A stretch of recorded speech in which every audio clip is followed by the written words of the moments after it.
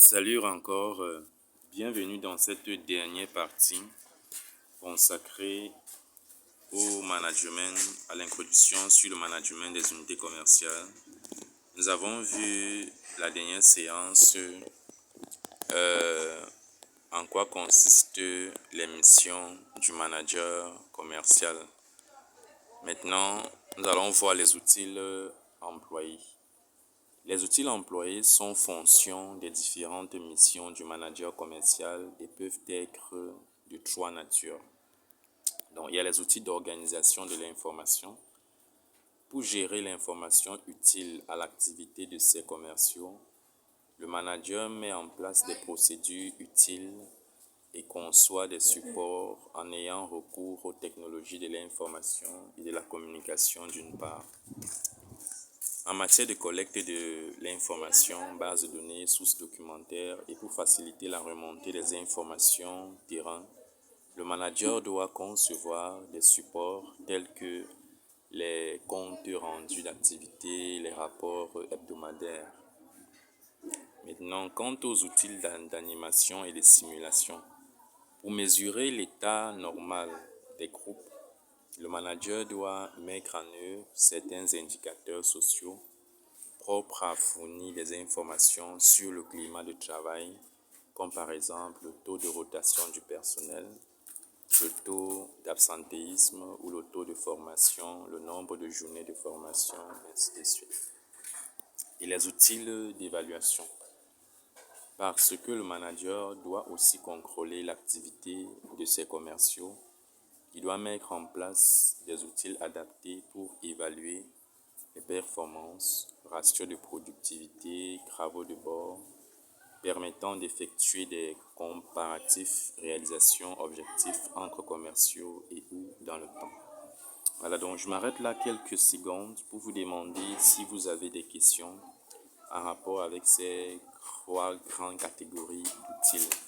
Et j'aimerais aussi vous demander si vous pouvez me citer un outil pratique qu'un manager, par exemple, d'une force de vente, d'une équipe commerciale à MTN peut utiliser pour être efficace dans son activité. Parlons à présent des intérêts du management de l'équipe commerciale. Un manager de l'équipe commerciale qualifié de qualité doit favoriser la cohésion de l'équipe et permettre la réalisation des objectifs commerciaux préalablement fixés.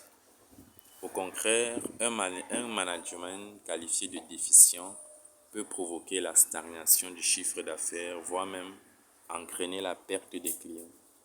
Le management de l'équipe commerciale est porteur des intérêts suivants pour l'entreprise. La contribution à la rentabilité de l'entreprise. Il permet de maximiser l'espérance des gains commerciaux et savoir le chiffre d'affaires de la part de marché, la marge bénéficiaire et le nombre de clients. Un facteur de compétitivité, un climat de travail, des relations interpersonnelles initiées par le management sont propres à chaque entreprise et sont difficilement imitables par ses concurrents. La motivation et la fidélisation de l'équipe commerciale. Le management de l'équipe commerciale permet d'organiser les relations au sein de l'équipe commerciale et de favoriser un niveau de motivation élevé des commerciaux. Favoriser une gestion de la relation client. Le vendeur constitue le lien essentiel entre l'entreprise et ses clients. Il véhicule auprès de ceux-ci l'image de l'entreprise.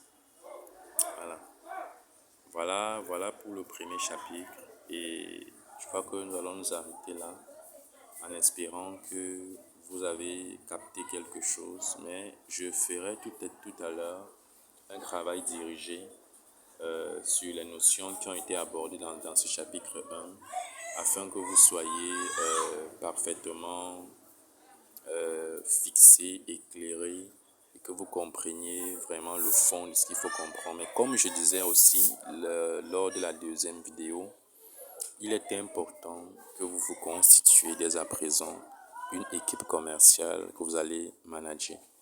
Je vous ai parlé de MTN, Orange, Camtel qui généralement sont à la recherche des grands ambassadeurs. Et vous pouvez vous rapprocher d'eux pour être fixé.